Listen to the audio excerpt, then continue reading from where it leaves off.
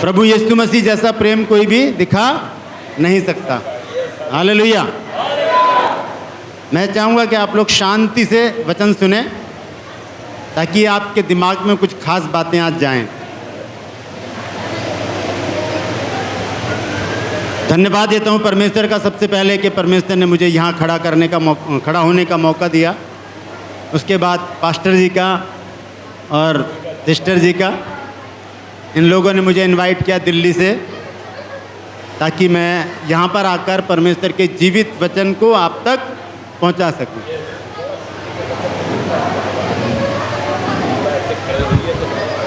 बस अब तो चलेगा, जब बैठता हूँ तब गर्मी लगती है। तो प्रभु को महिमा मिले इस सारी बातों में। आज हमने बहुत अच्छा एक नाटक देखा जिसमें डैनियल के बारे में हमने इसमें प्रार्थना करते हैं, हाथ खड़ा करना 3 टाइम।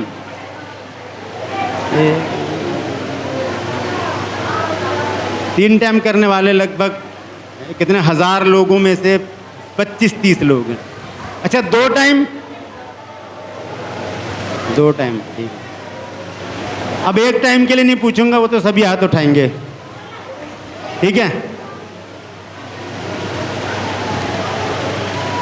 डैनियल क्यों बचाया गया?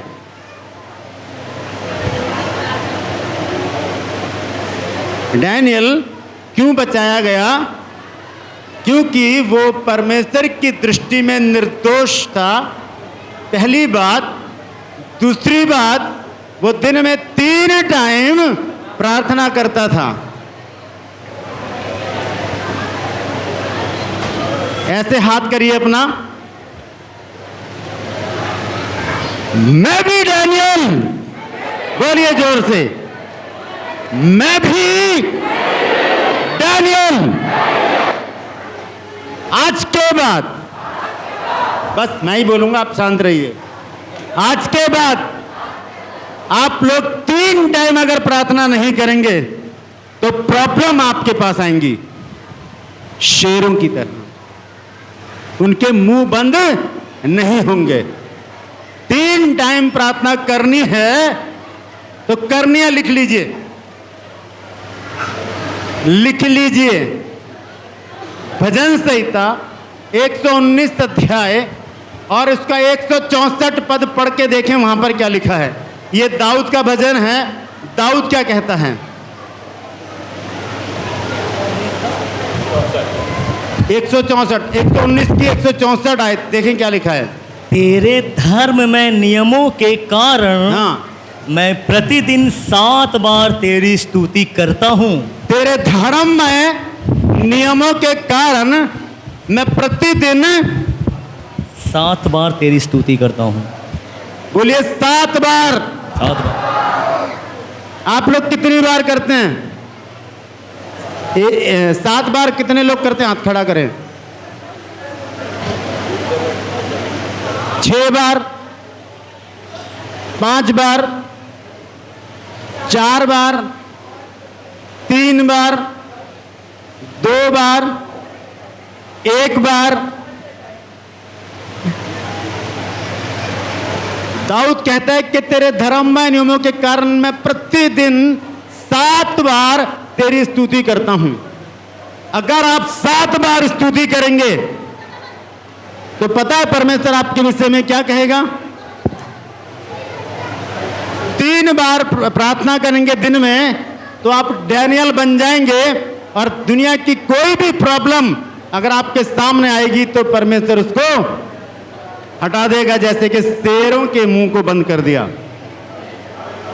दूसरी बात, दाऊद कहता है कि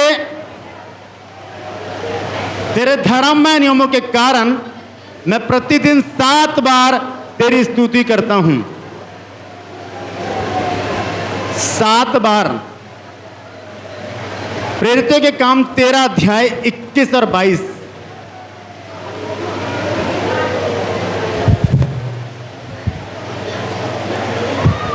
उसके बाद उन्होंने एक राजा मांगा। हाँ, उसके बाद यहूदियों ने यानी कि इजरायलियों ने परमेश्वर से एक राजा की मांग की। फिर तब परमेश्वर ने 40 वर्ष के लिए बिन्यामीन के गोत्र में से एक मनुष्य अर्थात कीश के पुत्र शाऊल को उन पर राजा ठहराया। हाँ, क्योंकि इज़राइल में 200 साल तक कोई भी राजा नहीं था। तब लोगों ने क्या किया, परमेश्वर से मांग की कि हमें एक राजा चाहिए। और क्या हुआ, फिर शाऊल को खड़ा किया, लेकिन वो नाकाम निकला। उसके बाद फिर उसे अलग करके दाऊद को उनका राजा बनाया, जिसके विषय में उसने गवाही दी, मुझे एक मनुष्य ईशे का पुत्र दाऊद मेरे मन के अनुसार मिल गया है, आहा, वही मेरी सारी इच्छा पूरी करेगा। एक मिनट शांत रहिए प्लीज। यहां पर परमेश्वर दाऊद के विषय में कहता है कि मुझे एक व्यक्ति यिशै का पुत्र दाऊद मेरे मन के जैसा मिल गया है। क्यों? क्यों? क्योंकि वो 7 बार स्तुति करता है। वो एक ऐसा आराधक है जिसने परमेश्वर को प्रसन्न किया। क्या आप ऐसा चाहते हैं कि परमेश्वर आपके विषय में कहे कि मुझे मेरे मन की सी एक स्त्री, एक लड़की मिल गई है, मुझे मेरे मन का सा एक व्यक्ति मिल गया है जिससे मैं प्रसन्न हूं? उसको इस शब्दों को पाने के लिए 7 बार स्तुति करनी पड़ेगी। करेंगे आप? करेंगे? कोई मुश्किल काम थोड़ी है ये। थोड़ी ढोलक लेके बैठोगे तब नहीं। किचन में रोटी बना रहे हो तब भी कर सकते हैं स्तुति। किचन में रोटी बना रहे हो, सड़क पे जा रहे हो तब भी कर सकते हो, बस में बैठे हो, कार में बैठे हो, स्कूटी पर हो तब भी कर सकते हो। इसमें कोई मेहनत नहीं लगती। एक बार मैं अपनी सिस्टर के घर गया, मेरी बहू थी वहां पर, मेरे भांजे की वाइफ। उसने कानों में वो लगा रखा था, क्या कहते हैं उसको, गाने सुनते हैं ना कानों में डाल के, हाँ आईफोन। तो उससे सुन रही थी। मैंने कहा क्या कर रही हैं? कहीं गाने सुन रही हूँ। मैंने कहा फिल्मी गाने? कह रही नहीं, आराधना सुन रही हूँ परमेश्वर की। मैंने कहा सुनने से नहीं, परमेश्वर की स्तुति करने से तब उसकी बड़ाई होती है। सुनने से नहीं, अपने मुंह को खोल कर गाइए, तब जाकर परमेश्वर की बड़ाई होती है। सुनने से नहीं होगी। परमेश्वर की तारीफ होती है मुंह से स्तुति और आराधना करने की। कौन बनना चाहता है दाऊद की तरह जिसने 7 बार स्तुति की? ऐसे हाथ कीजिए। मैं भी दाऊद, बोलिए मैं भी दाऊद, मैं भी दानियल। हालेलुया। दाऊद का एक बेटा था जिसे परमेश्वर ने माफ कर दिया और वो राजा बना दाऊद की जगह। दाऊद तो भवन नहीं बनवा पाया, लेकिन वो भवन किसने बनाया? किसने बनाया? किसने बनाया? जोर से बोली, किसने बनाया? किसने? सुलेमान ने। सुलेमान ने भवन बनाया, परमेश्वर का भवन बना के दिया। आप इस भवन के लिए क्या करना चाहते हैं? परमेश्वर कहता है कि तू मेरे भवन को बना, तेरे घर को मैं देखूंगा। आप इस भवन के लिए क्या करना चाहते हैं? मैं चाहता हूं कि जब मैं अगली बार आऊं तो 2 मंजिल और बनी हो यहां। हालेलुया। तो बोलिए मैं भी सुलेमान, मैं भी सुलेमान। हालेलुया। आप सुलेमान, आप दाऊद, आप डैनियल, क्या आप इब्राहिम बनना चाहते हैं? तो सुनिए इब्राहिम ने क्या किया। उत्पत्ति 12 अध्याय पहली आयत से पढ़ें। यहोवा ने अब्राम से कहा, अपने देश और अपने कुटुंबियों और अपने पिता के घर को छोड़कर उस देश में चला जा जो मैं तुझे दिखाऊंगा। ध्यान से सुनिए, शोर मत मचाइए प्लीज, बात मत कीजिए नहीं तो मैं बैठ जाऊंगा। मैं बहुत इरिटेट होता हूं इस बात से। क्या लिखे हैं, दोबारा पढ़ दें। अब यहोवा ने अब्राम से कहा, अपने देश और अपने कुटुंबियों और अपने पिता के घर को छोड़कर उस देश में चला जा जो मैं तुझे दिखाऊंगा। क्या कह रहा है परमेश्वर? अपने देश, अपने कुटुंब, अपने परिवार, अपनी माता, अपने बच्चे और अपने सब कुछ छोड़कर कहां चला जा? उस देश में चला जा जो मैं दिखाया था, दिखाया था, दिखाया नहीं दिखाया। अगर मैं होता इब्राहिम की जगह तो मैं कहता प्रभु कहां भेज रहा? उस जगह तो दिखाई नहीं मुझे, कहीं मुझे युगांडा तो नहीं भेज देगा,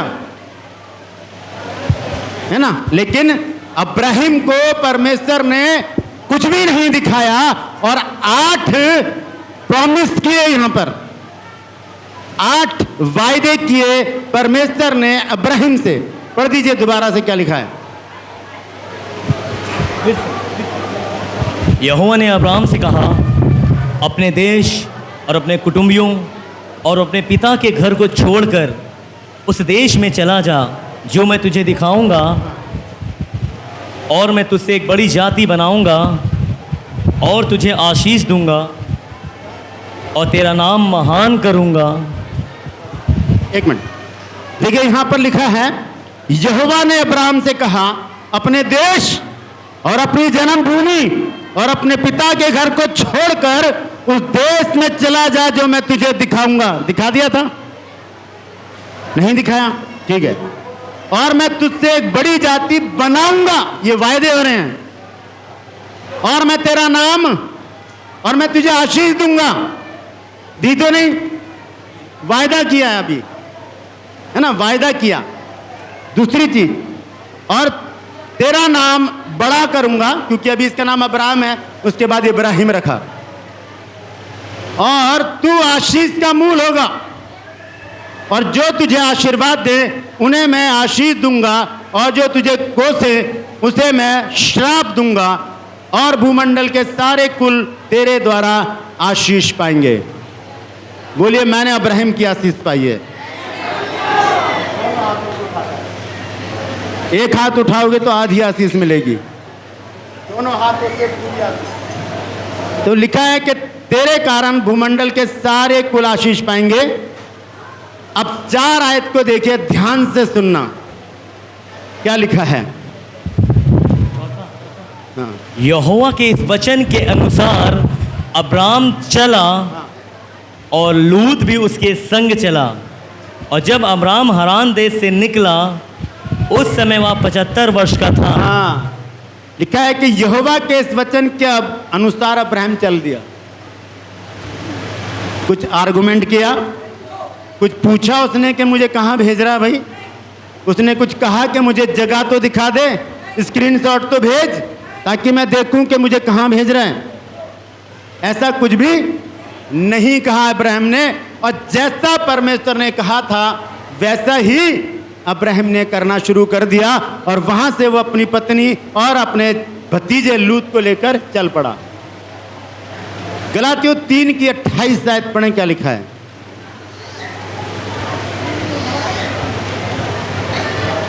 3 की 28। और अब ना कोई यहूदी रहा और ना यूनानी रहा, ना कोई दास ना स्वतंत्र, ना कोई नर ना नारी, क्योंकि तुम सब मसीह यीशु में एक हो। और यदि तुम मसीह के हो तो अब्राहम के वंश और प्रतिज्ञा के अनुसार वारिस भी हो। हालेलुया। लिखा है अगर तुम एक हो तो क्या हो। 29, अब्राहम के वंश अब्राहिम के वंश और प्रतिज्ञा के अनुसार वारिस। प्रतिज्ञा क्या थी? यही है वो प्रतिज्ञा का वचन कि अब्राहिम की आशीष आपको मिलेगी। लिखा है, पढ़ दीजिए दोबारा। और यदि तुम मसीह के हो, और यदि तुम किसके हो? मसीह के हो। किसके किसके हो आप? जोर से बोलो। मैं मसीह का हूं। हाँ, यदि मसीह के हैं तो अब्राहम के वंश तभी इब्राहिम के वंश और प्रतिज्ञा के अनुसार वारिस और प्रतिज्ञा के अनुसार वारिस भी हो। वारिस भी हैं। जानते हैं परमेश्वर ने अब्राहम को आशीष का मूल क्यों बनाया? क्या कारण था? क्योंकि उसने आज्ञा का पालन किया। मैं भी इब्राहिम, जोर से बोलिए, कोई हाथ ही नहीं उठा रहा। मैं भी इब्राहिम, मैं भी दाऊद, मैं भी सुलेमान, मैं भी डैनियल, मैं भी विश्वासी। हालेलुया। हालेलुया। क्योंकि वचन कहता है कि मेरा धर्मी जन विश्वासी के कारण जीवित रहेगा। हालेलुया। मेरा धर्मी जन विश्वास के कारण जीवित रहेगा।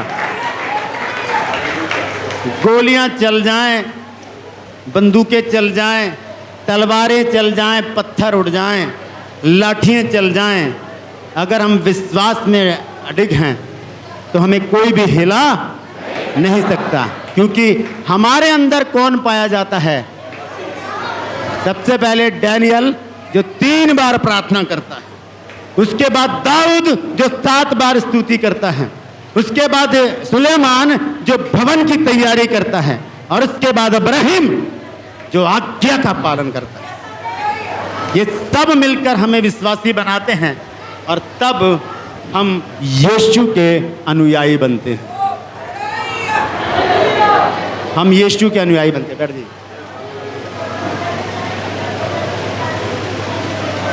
फिलिपियों 2 अध्याय 5 आयत, बस ये आखिरी वचन पढ़ के मैं समाप्त करूंगा। फिलिप हैं क्या कह रहे हैं? 2 की 5 पढ़ दीजिए। जैसा मसीह यीशु का स्वभाव था वैसा ही तुम्हारा भी स्वभाव हो। बोलिए, बहुत शोर हो रहा है, प्लीज। मैं बैठ जाऊंगा फिर। शांति से सुनिए, परमेश्वर के वचन का अनादर है ये। क्योंकि यूहन्ना 1 अध्याय में लिखा है, आदि में वचन था, वचन परमेश्वर के साथ था, वचन खुद परमेश्वर था। तो वचन ही तो परमेश्वर, आप इसका अनादर कर रहे हैं, सुन नहीं रहे हैं। हाँ तो गई।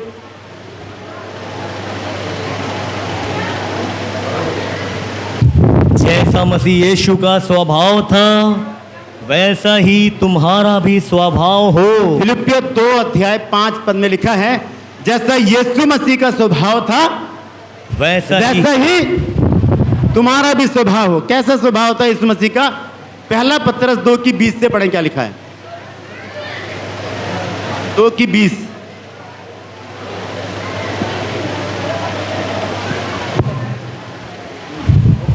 दो की बीस से। क्योंकि यदि तुमने अपराध करके घूसे खाए हाँ और धीरज धरा तो इसमें क्या बड़ाई की बात? हाँ, लिखा है अगर तुमने अपराध किया, गलती की, गुनाह कर दिया, या कोई ऐसी बात कर दी कि आप पिट रहे हो, आपने किसी का फोन छीन के भाग गए, या घर में लड़ाई झगड़े कर लिया, मार रहे हैं लोग आपको, आपसे गलती हुई, आप पिट रहे हो आराम से, तो ये बड़ाई की बात नहीं है, इसमें बड़ाई नहीं है। लिखा है, हाँ पढ़ दें। पर यदि भला काम करके दुख उठाते हो और धीरज धरते हो, यदि भला काम करके दुख उठाते हो और धीरज धरते हो तो यह परमेश्वर को भाता है। यही परमेश्वर को भाया है। Hallelujah, hallelujah. बहुत कंजूस हो आप लोग, ताली नहीं बजाते। बैठ गए। भला काम करके अगर दुख उठाते हैं तो वो परमेश्वर को भाता है। अब देखिए यीशु मसीह का स्वभाव, हाँ पढ़े। और तुम इसी के लिए बुलाए भी गए हो, इसी के लिए बुलाए भी गए हो, क्योंकि मसीह भी तुम्हारे लिए दुख उठाकर तुम्हें एक आदर्श दे गया है। मसीह भी, बोलिए मेरे लिए, मेरे लिए बोलिए जोर से, दुख उठाकर एक एग्जाम्पल देकर गया, एक आदर्श देकर गया, एक पद चिन्ह हमारे लिए छोड़ा।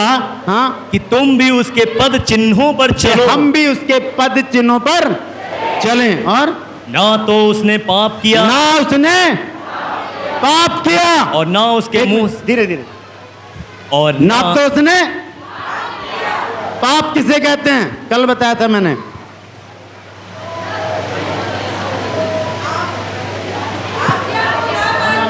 आज्ञा का नाम मानना, अनाज्ञाकारिता ही पाप है।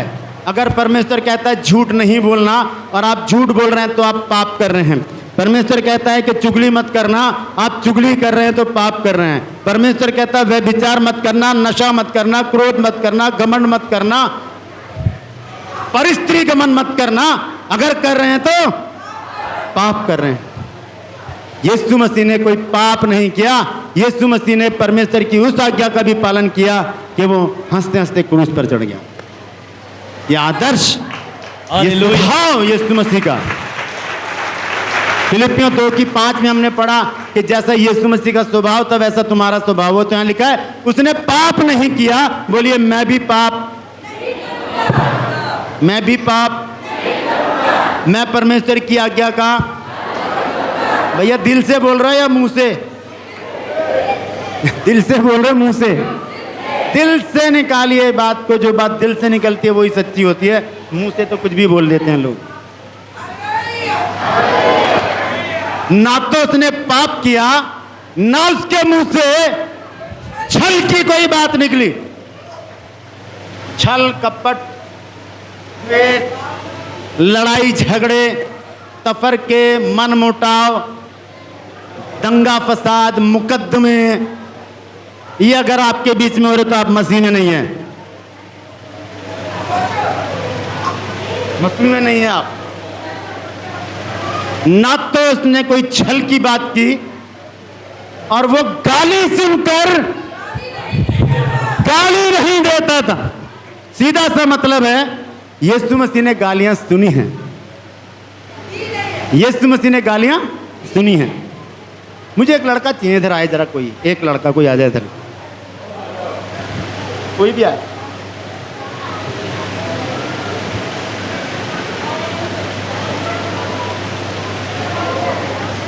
बस वही रहा। जब मैं बोलूंगा इधर को आना। अब ध्यान से सुनिए, मैं कुछ करके दिखा रहा हूं। आ जाए इधर। ओए, देख के नहीं चल सकता। अब मैंने तो बोल दिया तू देख के नहीं चल सकता। उसने दे दी मेरे को एक गाली।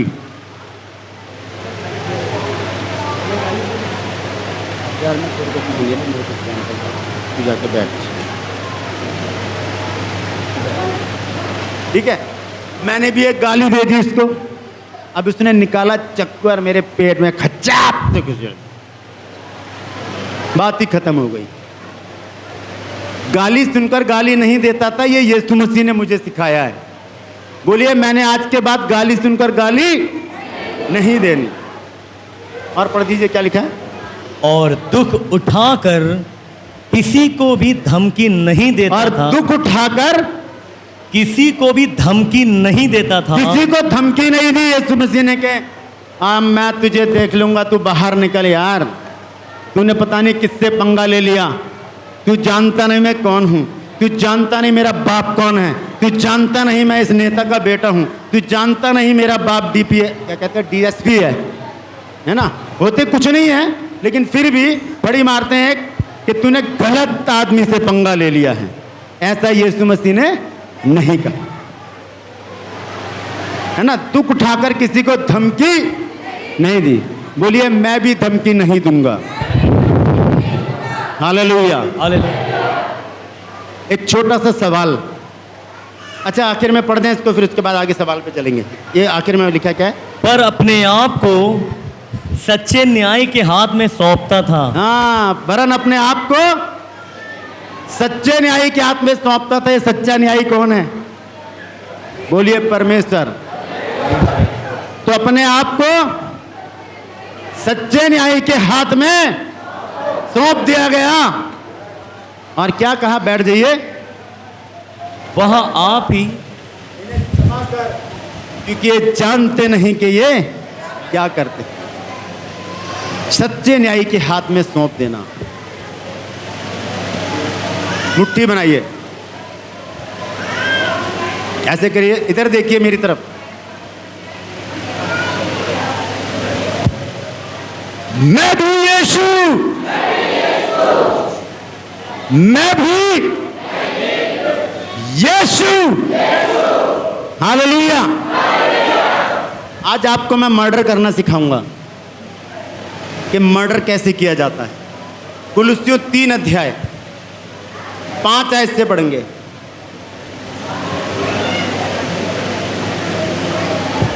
इसलिए अपने उन अंगों को मार डालो हाँ, जो पृथ्वी पर हैं। अपने उन अंगों को मार डालो, उनकी हत्या कर दो, उनका मर्डर कर दो जो पृथ्वी पर हैं। क्या है? अर्थात व्यभिचार, व्यभिचार का मर्डर और अशुद्धता, अशुद्ध कामों का मर्डर, दुष्कामना, दुष्कामनाओं का मर्डर, बुरी लालसा बुरी लालसा का मर्डर और लोभ को, लालच का मर्डर जो और मूर्ति पूजा के बराबर है। हाँ, और इन्हीं के कारण परमेश्वर का प्रकोप आज्ञा ना मानने वालों पर पड़ता है। परमेश्वर का प्रकोप पड़ेगा अगर इन चीजों का मर्डर आपने नहीं किया तो। प्रकोप, बुरी बुरी बीमारियां, अकस्मात मृत्यु, चिंताएं, कर्जे, बांझपन, बहुत सारी समस्याएं आकर घेर लेंगी अगर इन चीजों का मर्डर नहीं किया गया। पढ़ दें आगे क्या लिखा है। और तुम भी जब इन बुराइयों में जीवन बिताते थे तो इन्हीं के अनुसार चलते थे। हाँ, पर अब तुम भी इन सब को अर्थात क्रोध, रोष, हाँ। बैर भाव, निंदा, क्रोध का मर्डर करना है, रोष, रोष का मर्डर करना है, बैर भाव बैर भाव का मर्डर करना है, और निंदा का मर्डर करना है, और मुंह से गालियां बकना। और मुंह से गालियां बकना। ये इसका सब भी- बातें छोड़ दो, ये सब बातें छोड़ दो। ये सब बातें छोड़नी पड़ेंगी। छोड़ेंगे आप? अगर एक हाथ उठा रहे हो तो आधी बातें करोगे आप।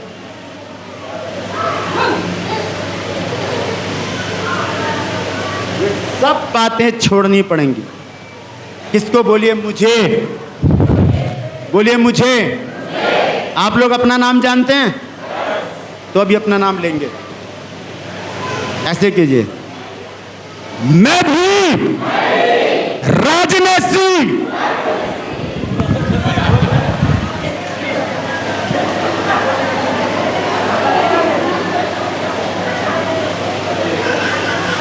आप बहुत सीधे लोग करिए ऐसे। मैं भी